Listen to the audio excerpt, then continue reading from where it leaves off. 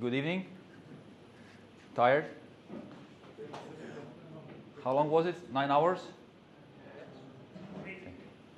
I once did this hackathon of 36 hours. That was interesting. At midpoint, we did a push-up contest to stay awake. But we did get to sleep 3 hours before and almost missed the judging panel in the end. So this one was not that hard, I imagine. But congrats to everyone for staying that long here.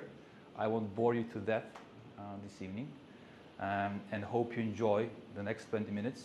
I will not talk about technical things, but what I've been asked to is talk more about sales. So I'm Davor, I run Fonoa. I'm the co-founder and CEO. I'm not a computer engineer. I'm a mechanical engineer. Fonoa is tax automation business. We're a SaaS company. We sell to enterprises. We have 160 people, 170 people in 4 offices. One is here in Zagreb, London, New York, Atlanta, Dublin, and we're opening a San Francisco one. And we actually deal with indirect tax. So VAT, sales tax, GST. What's the problem with tax? Well, it used to be simple because you could do everything post-mortem, end of month, end of quarter. Now it's becoming very complicated because it has to be done in real time.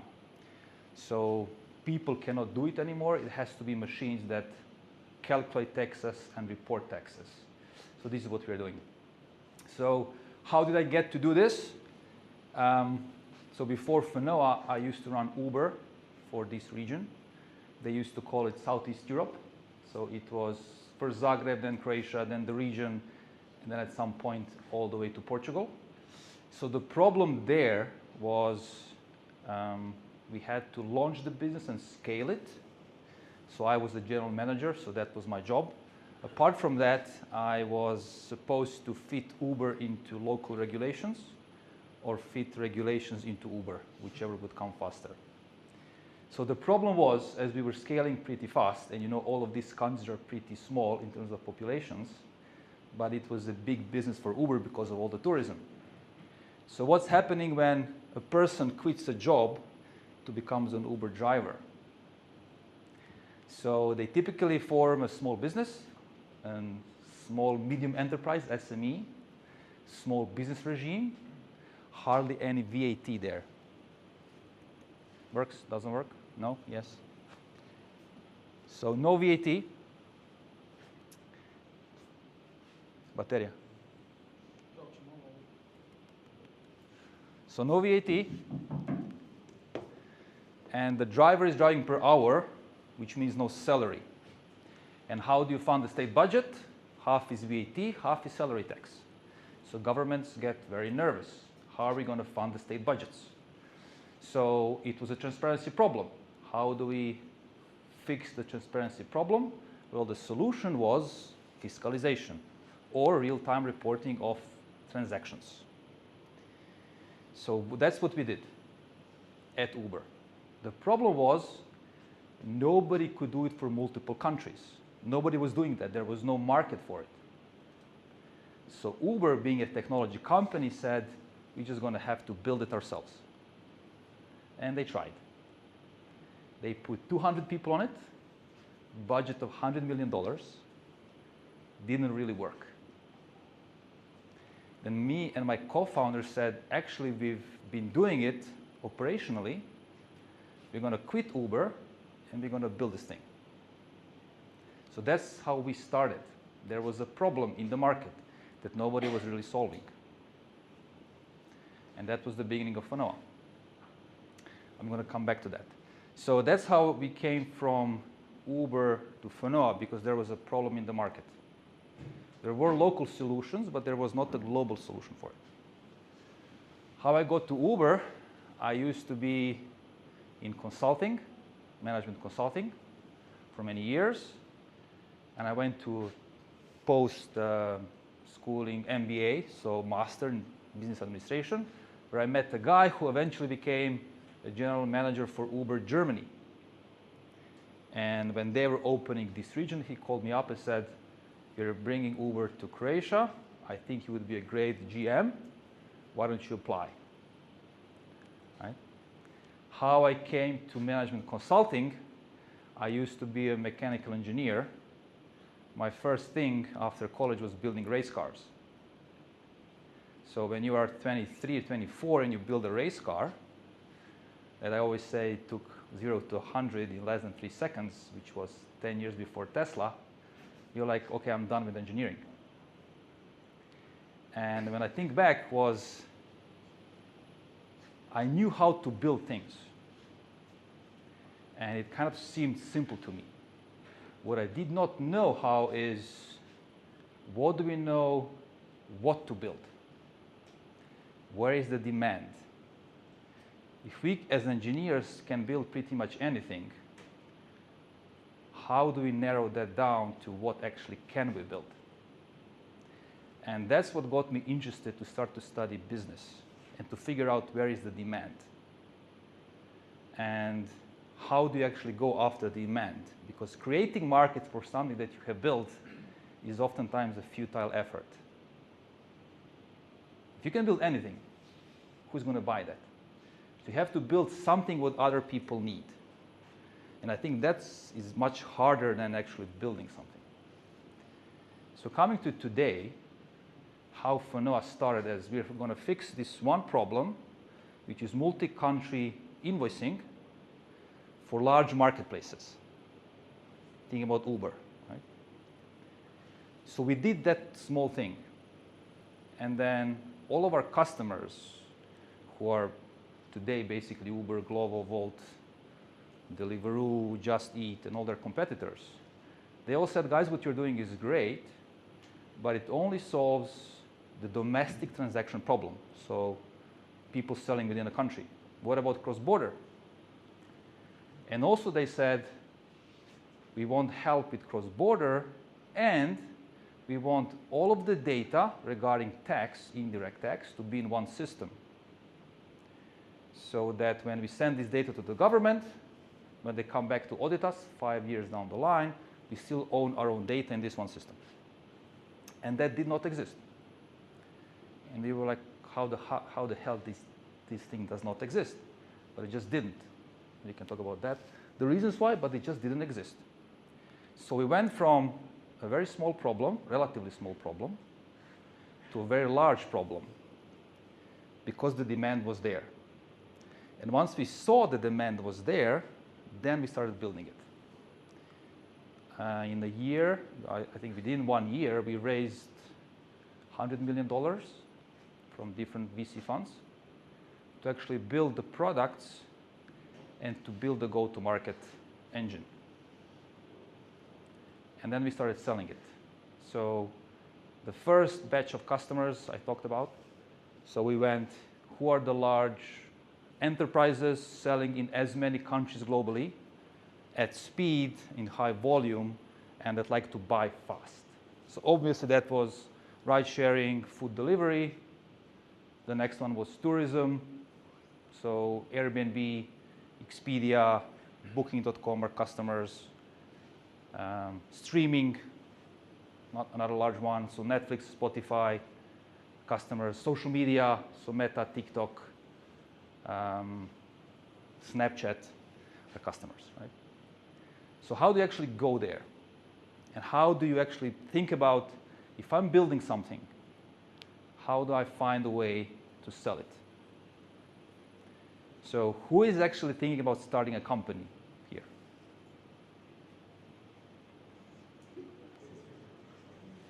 Who already has a company? Who had a company and failed? Well, good.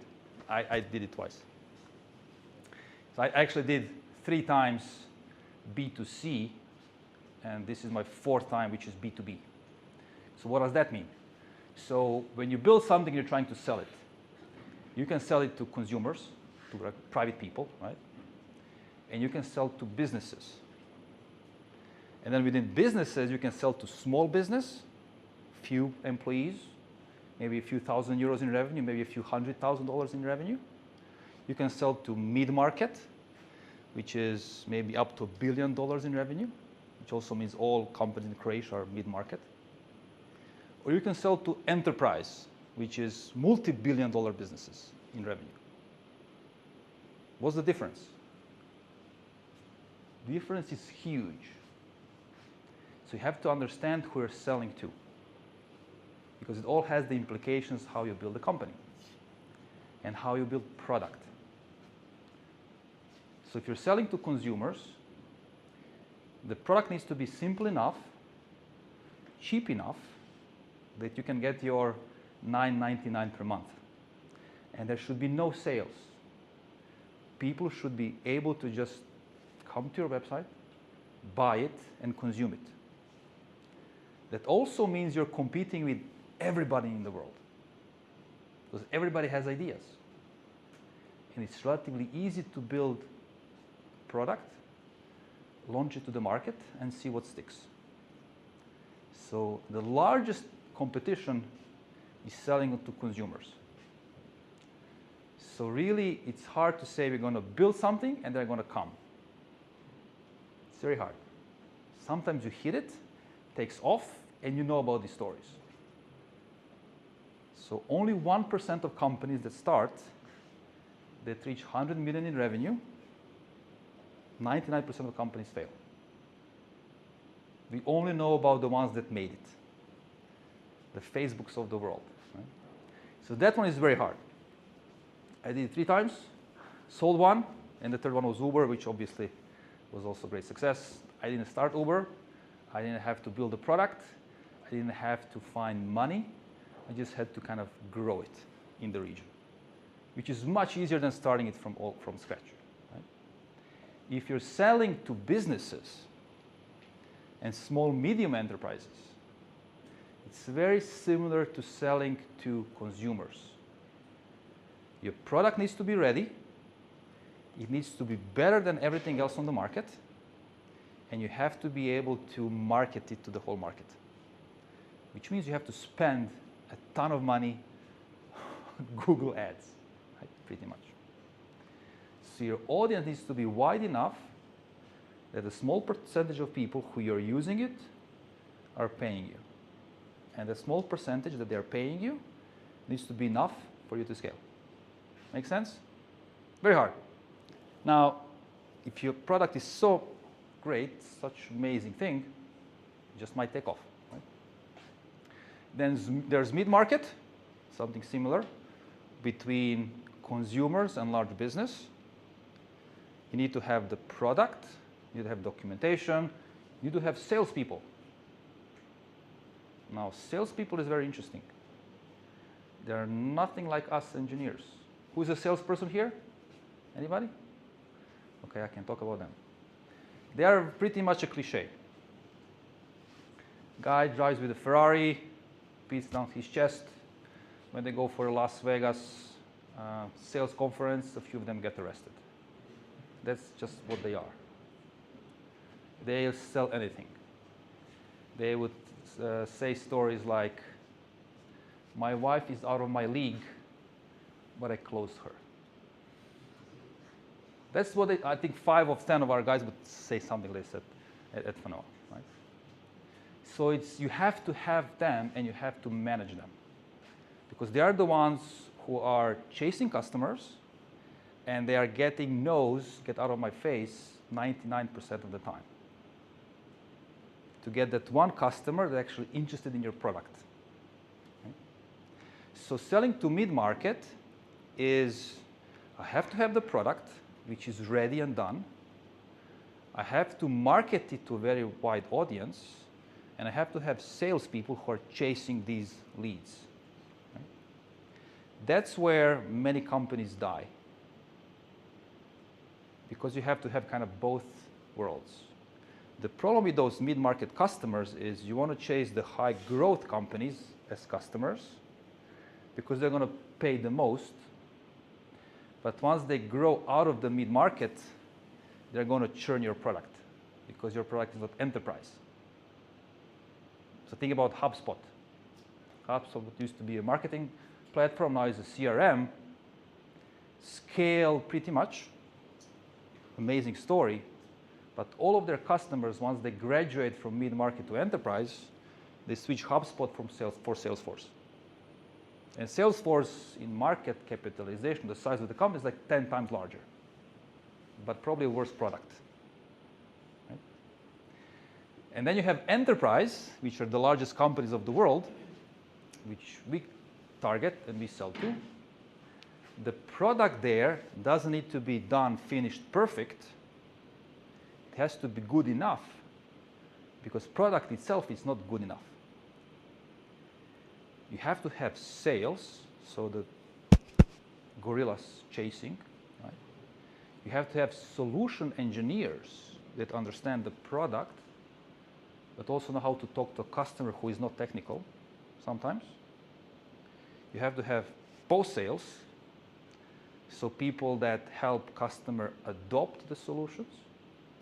You have to have customer success for people who work on customer satisfaction, so it's more about people. You have to have support, people answering tickets like, I forgot my login, to all the way the product is not working. And you have to have, once that contract is out, renewal salespeople or farmers who are farming those accounts. So what do you think, which one is the easiest? Consumers or enterprise, or somewhere in between? Enterprise. Why? I think Much more lags with their money. There's more money. Definitely more money. But Willing to take more risks. no, actually not. They're not willing to take more risks. They will take almost no risk. So I tell you a story. We build those, we have 6 products. Started with the first one, all the ride-sharing companies adopted it, great. We built 5 more. We're starting to go outside of ride-sharing to more verticals. There was a large company in the telecommunications area. And the people who would use our software said, this is the best thing since popcorn. We want to buy this. And then I said, for us to buy, please meet our friends from procurement, so Nabala. So we go there, said, great, your friends from this department said they want to buy, here's the contract. Like, whoa, whoa, whoa. Wait. Then you enter into 4 to 6 to 9 month process. The first thing they asked us was, great, so they want to buy this, perfect. Why don't you give us your financial statements from the last 5 years? And I said, no problem. It's like 0, 0, 0, 0, 0. It's a new company, okay. And they were like, okay, fuck. Okay, give us 5 references from our industry we can go and talk to actually see how your product works. And I said, well, you would be the first customer. Right? So enterprise is very hard because nobody believes you that your product works. So how do you go over that hurdle? What do you guys think? You give it for free. You give it for free. At the beginning, maybe. Very dangerous. Very dangerous. You don't give it for free. Because they have all the budgets in the world. If you think it's worth 0, they think it's worth 0. Any other ideas? You start with mid-market and scale. You start with mid-market, you scale. That's where companies fail. Because going from mid-market is a completely different motion to go to enterprise. It's very hard. It's very hard. Some make it, but it's super hard. Any other ideas? Do a pilot project. Pilot projects. Okay. Why? Less is a risk of it. For them. For them. How you are committed, where you're actually doing what you said you were going to do. Okay. You go into a pilot project. They say, I'm going to pay you 20,000 euros. It's going to take a year. You have to show up 20 times to my office, somewhere in Austin, Texas. And then we'll see. Right? Not the best way to build revenue. So what do you do Partnerships. Yes? Partnerships. Yeah. Somebody has to bring you into the room. Right? Yeah. But what does partnership ultimately mean? They'll profit off of it, you make revenue. Yes, yes, true. But partnerships means it's a relationship that you have. Even better if you have the relationship with that company that you're selling to, or relationship with those people. So how we got the first customers, we knew the people. We knew the buyers. And they were willing to go to war to buy products from Fonoa against their own procurement department.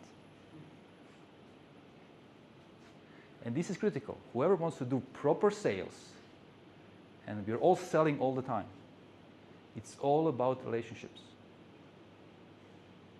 Because procurement is your worst enemy if you are a new vendor to that company. Who knows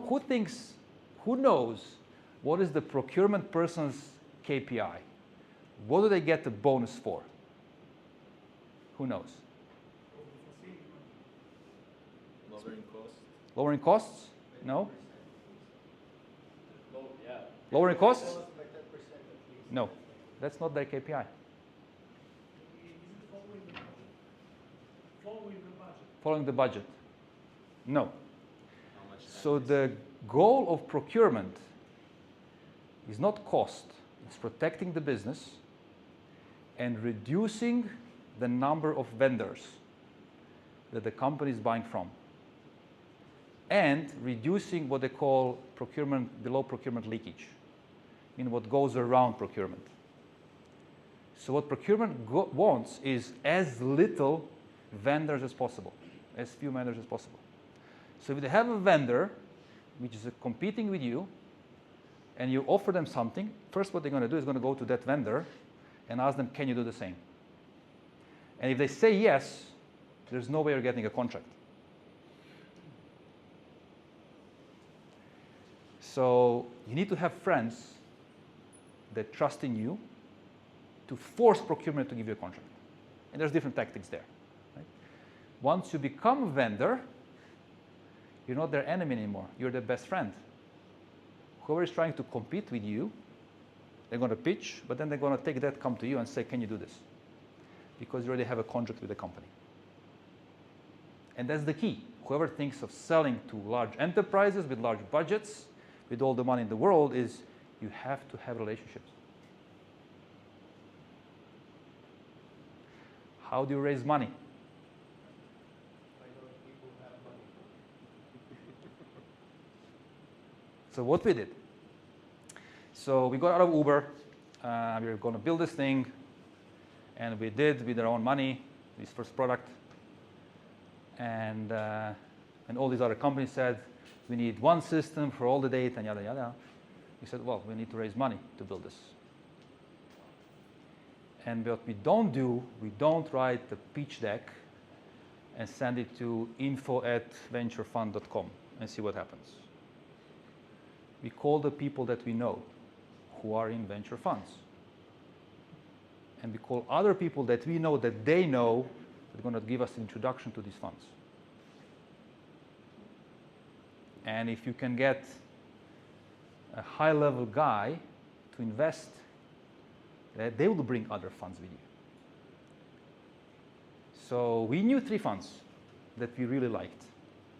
And we sent them a pitch deck and said, we are now ready to raise. What do you guys think? Give us some feedback. 10 days later, 12 funds were kind of coming and trying to pitch to us. We were pitching back to them. And this was just at the beginning of the pandemic. So summer of 2020. We couldn't fly, they couldn't fly, it was all on Zoom. We got Uber's ex-CFO to invest. We got Activision Blizzard chief security officers to invest. We got King.com COO to invest. We got DoorDash CFO to invest. Because we knew them and they knew the problem we are solving for them. So once you got the first guys in, you get the first fund. The next round, it wasn't 12 funds, it was 110 funds that we were talking to, because they knew the first funds. So it was kind of a second order of relationships that we had. So if you want to build a business, if you want to build a company, technology and product is just one part. You need, of course, money. You need to raise money. You need to really pick who you're selling to. But before all of that, it's two things. First was the problem you're solving. Don't be a product person. I have an idea for a product and then find this application for that. You know the story. If you are a hammer, you just go around looking for nails, flip it around, find the problem, and then figure out the solution. That's one. And the other thing is continuously build relationships. Venture funds, other engineers, companies, founders, whoever. Make sense? Good. How am I on time? 5 minutes? 5 minutes? Any questions? We could take more because we have time. Yes. For the first 3 failed attempts, Yeah. What were the most important lectures that you learned for this fourth business? Yeah. Okay. So first one was there was no problem. So if you remember, almost 17, 18 years ago, there was Groupon. They were raising like crazy. They raised $1 billion to build a coupon business for all services in America. 90% off. You get a coupon, you get that, whatever. We said we're going to build not all services. One service was going to be global. We picked a booking engine for premium restaurants. So you book through our site, you get access to Michelin star restaurant, you get 30% off. The best thing ever. Nobody knows that you're paying 30% off. Sounds like a great idea. We raised $15 million. We've built a company in Germany, Brazil, UK, had 400 restaurants on the platform. Nobody cared. We had 20 people using it. So we shut it down. Actually, we sold it to another team that raised as much money, but they didn't know what we knew. It just doesn't work. So that was one. The other one was e-commerce. It was a platform, so sellers selling clothes, shoes, kitchenware, pretty much anything, connecting them with buyers, and we take commission. The problem there was we couldn't be a marketplace, so we had to be a merchant. That means we had to own the physical goods. What killed us was working capital. So we were growing 15% every month, but people would order like 5 shoes, and 3 are wrong size. They send you back the 3, and they only take the 2, which means you get stuck with 3 pairs of shoes. Then you have to put them in a warehouse and find a way to resell them. So you own a full warehouse of shoes, and the money is trapped in the shoes. So you just keep discounting them, and for every euro of growth of the business, you have to put like 40 cents into the business. So we couldn't fundraise as fast as we were selling fast. So the business was killed because of working capital. We actually shut it down because like, fuck, we don't have more money. So the third one was Uber. It was easy. We just scale. And then it was the fourth one. The fourth one is Fonoa, which is completely different. Because here we have to have an army of salespeople. And we call it the Roman army. Because they have to look the same, dress the same, and speak the same when they talk to customers. And at Uber and all these other 2 businesses, the speed is completely different. There, you wake up in the morning, I have to grow today, so I'm going to figure out the marketing campaign before lunch. I'm going to launch it by noon. I'm going to take 2-hour lunch. When I come back, I see the results. In B2B enterprise, whatever decision you make today, it takes a year to see the results. Because you want to have at least 2 sales cycles and adoption of products. And then you see after those 2 sales cycles, did it work? It's a completely different thing that I had to learn. I'm still learning that. But every time you go, every time something fails, you kind of keep learning and adopting as you go. Plus, we have a lot of advisors. We have a lot of investors who've been through it many times. Our advisors ran the largest companies of the world that I talk to all the time. And they do pattern recognition. So they try to figure out, I was in that situation 10 years ago or 5 years ago. Maybe it's similar to you. Let's talk it through. Okay. Anybody else? Yeah. I'll bring the mics. Don't worry, guys. Hello. Thank you for the story. I love it. I have one question which I cannot figure out how that was done. So Uber invested $100 million to build the software for it. And then you decided, I'm going to quit and I'm going to start my own software to solve the same problem, and I'm going to sell it to you. Like, how did that sales go? I mean, I have no idea. Yeah. Because it's not about the software. Coming back to my first race car story, anybody can build anything pretty much. Not really, but there's a lot of smart people who can build pretty much anything. It's not about building just from an engineering point of view. It was an engineering problem, of course, because the system has to process all those transactions in real time, scaling problem. But it's also a tax problem, because you really need to understand what do these countries want. They don't always tell you. It was an admin problem, because you have to get that software certified by different countries. It's not something that typically engineers would be doing. So it was a technical, engineering, product, and admin problem. And Uber looked at it as a technical problem. Engineers said, we can build anything, we're just going to build it. And they did, but they missed all the other steps.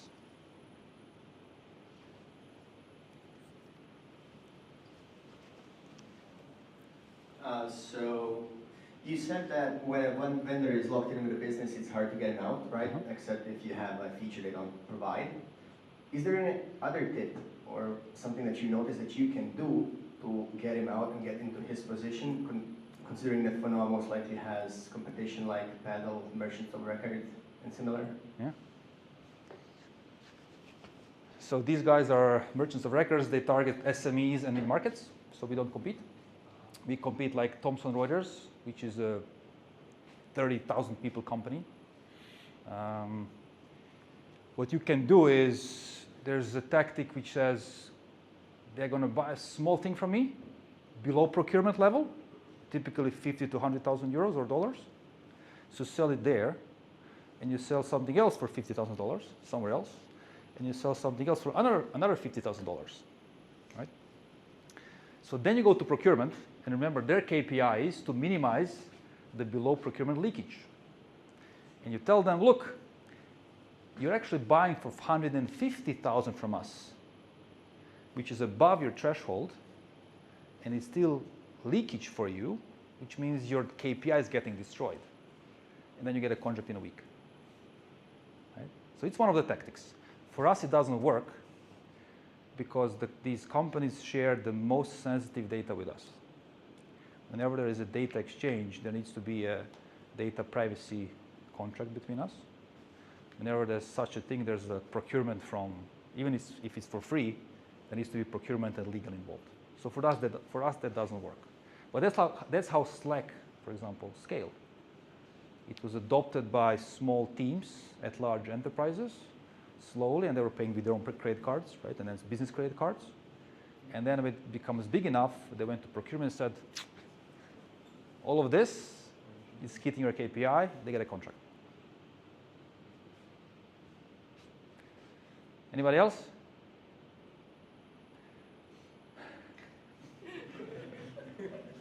Is it cheating? I don't know. Hi. Hi. What's your name? Where do you work? I come from Fonoa. I have a question.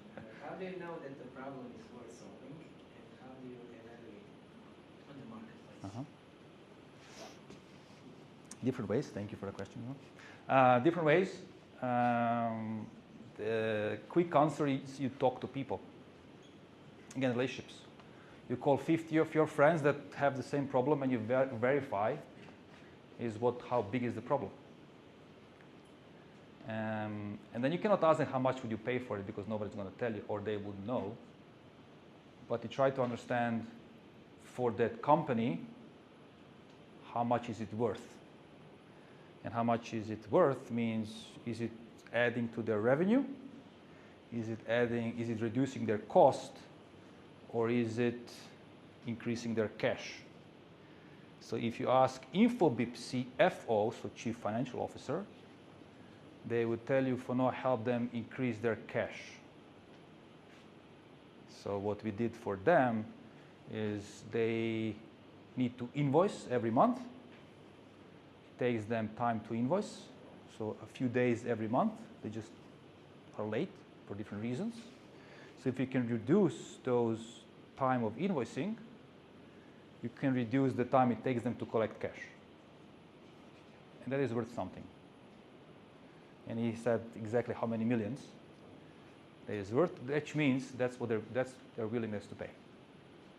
And if you can show to a company, I can either increase your revenue, decrease your cost, or increase your cash in the bank, then you know they have a problem and you have a solution for it. Okay? We can talk about on Monday more. Yeah. Dino, you had a question? Yes. So you mentioned that strategy for selling to mid-market and then expanding to enterprise kills the company. Not necessarily, But but it's hard. It's hard. What's the question? Why? Why is it Ah, hard? okay. Why is it difficult? Because it's a different people that sell to mid-market and different skills of people that sell to mid-market versus enterprise. So to mid-market is, I call you up, I have this product at this price, do you want it or not? And you're like, I'm going to check other people's websites. Yes, because you're cheaper. And then you say, here's the contract, sign, and you're done. That's mid-market. So, and typically with mid-market, you're selling to C-level people, so chief something. In enterprise, you're selling to pretty much, you could be selling to pretty much anybody. And they're always going to negotiate. And you never know who really has the budget. You never know who really can sign the contract. And it takes a special skill to understand that. Everybody's going to say, I can decide, I have money to spend. But that is rarely true. So you really have to find a way, who has the problem, who has the budget, who is ready to sign, why, and then who is going to block you because they have a friend that is doing something similar and they're already a vendor. So it's a completely different ballgame. Yes? Okay, great. Last call.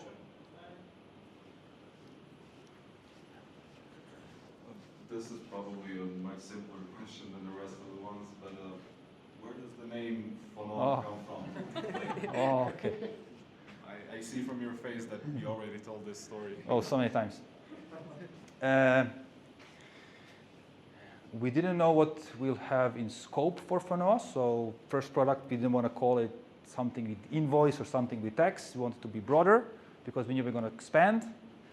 So, which means you want to have a verb or word that doesn't mean anything, and you want to have the shortest possible word. So all 2-letter, 3-letter, and 4-letter words were taken. So we went with a 5-letter word. And then the problem today is you have to be able to find the domain, which is that exact word. So we couldn't do that. Fonoa sounded nice, cool. Didn't actually say what we were doing. But we could register fonoatech.com. And then I think 2 years later we found the owner of Fonoa.com, which was an investment fund in Switzerland. These guys that buy different domains and register and they hold them until somebody comes to offer them money for it. And it took us like 9 months to negotiate the purchase of Fonoa.com. Now we're Fonoa.com. For how much? Oh. I think it was 20,000 euros, something like that. It's not bad. Uber paid like, I'm not going to say how much, but yeah. Probably more in this building. Done? Thank you.